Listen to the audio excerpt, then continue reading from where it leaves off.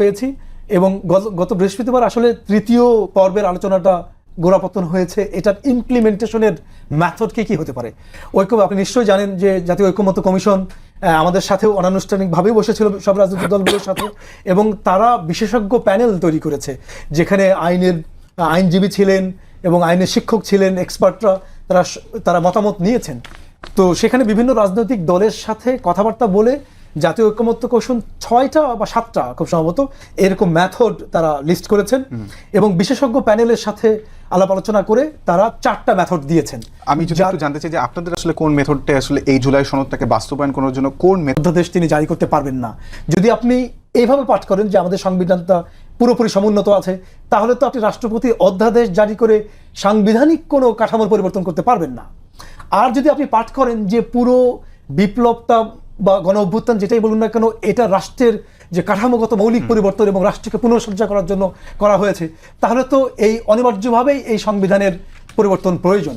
এখন প্রশ্ন হচ্ছে আপনি এটাকে কিভাবে ইন্টারপ্রেট করেন। যদি ন্যারো ইন্টারপ্রিটেশন হয় তাহলে এই মেথডটা পুরোপুরি ফিট ইন করবে না।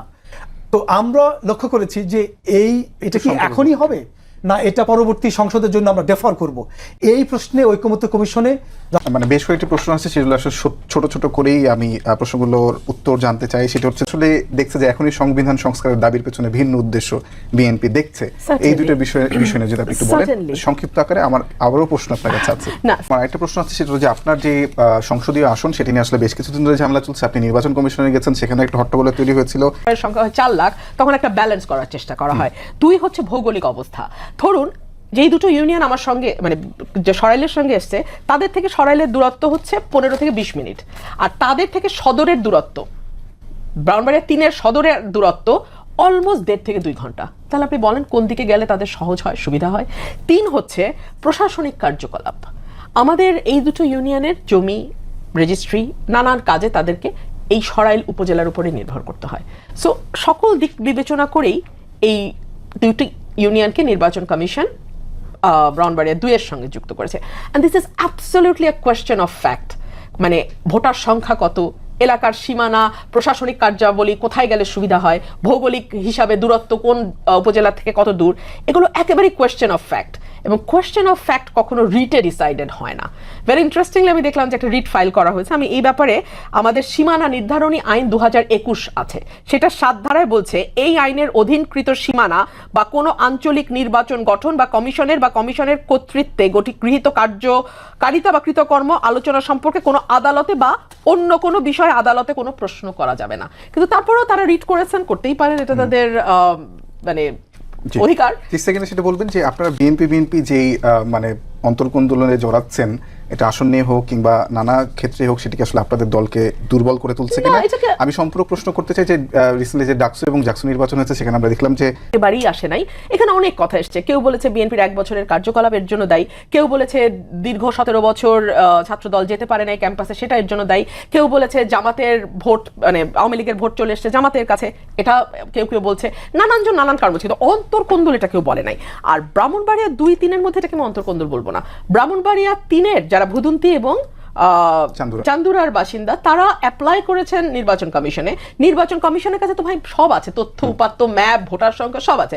তারা ওগুলো দেখে একটা গণশুনানির আয়োজন করেছে। গণশুনানিতে ব্রাহ্মণবাড়িয়া 3-এ যিনি সংসদ সদস্য মানে হতে চাইছেন, তিনি প্রায় 20-25 জনকে হিয়ারিং করিয়েছেন, কিন্তু ওনার শান্তি হয় নাই।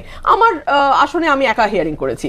সো তারপরে যেটা ন্যায্য, যেটা মানে বাস্তবে যেটা গ্রহণযোগ্য, সেটা নির্বাচন কমিশন করেছে। অসংখ্য ধন্যবাদ জুবিনা আপা আপনাকে। আমি শেষ প্রশ্ন সানি ভাই আপনাকে শেষ করবো যে বিএনপি যেমনভাবে দেখে যে এই সংবিধান সংস্কারে যে তাড়াহুড়া করে যে দাবি, সেটা আসলে এক ধরনের এর পেছনে এক ধরনের মানে কূট উদ্দেশ্য বা কুউদ্দেশ্য থাকতে পারে, সেটিকে আপনি কিভাবে দেখেন? এবং অনেকে সংস্কার বা রাষ্ট্রের কাঠামোগত সংস্কার, রাষ্ট্রের পুনঃসজ্জা, এটা তো আসলে এই পুরো গণঅভ্যুত্থানের অ্যাসপিরেশন ছিল, আকাঙ্ক্ষাটা তো সেটা ছিল। এখন রাষ্ট্রের সংস্কারের প্রশ্নে, সংবিধানের সংস্কারের প্রশ্নকে যদি আপনি কুটচাল বলেন, তাহলে তো কেন বলছেন এটা আপনি ভালো। রুমিনা ভাই একটা ইন্টারেস্টিং পয়েন্ট তুলেছেন, যখন আপনারা আসলে প্রধান বিচারপতির কাছ থেকে রেফারেন্স নিয়ে যখন সরকার গঠন করা হয়, তখন স্ট্রিক্ট ইন্টারপ্রিটেশন নেন, হ্যাঁ, যে সংবিধান সমুন্নত আছে, সংবিধানের সব জারি। আমার প্রশ্ন হচ্ছে যে 106-এর মাধ্যমে অ্যাডভাইজারি ওপিনিয়ন নিয়ে গভর্নমেন্ট ফর্ম করেছে, কিন্তু এই সংবিধানের অন্তর্বর্তীকালীন সরকার ইন্টারিম গভর্নমেন্টের আইডিয়াটা কোন প্রভিশনে লেখা আছে? তাহলে এই এই আইডিয়াটা আসলো কোত্থেকে? এটা কি সংবিধান সম্মতভাবে এই অন্তর্বর্তীকালীন সরকারের ফরম্যাট পাওয়া গেছে সংবিধানে? আপনি আমাকে প্রভিশন দেখাতে পারবেন না। এই যে জাতীয় ঐক্যমত্য কমিশন প্রতিষ্ঠিত হয়েছে, সংস্কার কমিশন প্রতিষ্ঠিত, এটা সংবিধানে কোথায় লেখা আছে? আর জাকসু এটা জাতীয় নির্বাচনে ঐতিহাসিকভাবে বা জাতীয় রাজনীতিতে প্রভাব পড়ে, যে যদিও আমি ব্যক্তিগতভাবে আমি মনে করি এটা সঠিক নয়, কারণ একটা